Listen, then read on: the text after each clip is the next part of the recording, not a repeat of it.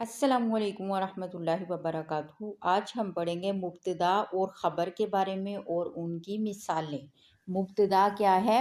جملے میں جس کے بارے میں بات کی جائے اسے مبتدا کہتے ہیں۔ مبتدا کسے کہتے ہیں؟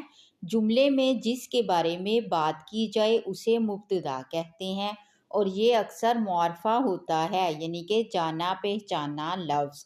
اور خبر کسے کہتے ہیں؟ جو چیز مبتدا کے بارے میں بتائے اسے خبر کہتے ہیں۔ یہ اکثر نکرہ ہوتی ہے، یعنی کہ یہ عام لفظ ہوتا ہے۔ مثلا بچہ خوش ہے، الولد سعید۔ الولد کیا ہے؟ مبتدا، سعید خبر۔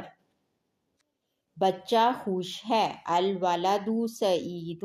الولد مبتدا ہے، سعید خبر ہے۔ لڑکی خوبصورت ہے، البنت جمیلۃ۔ البنت مبتدا ہے، جمیلۃ خبر ہے۔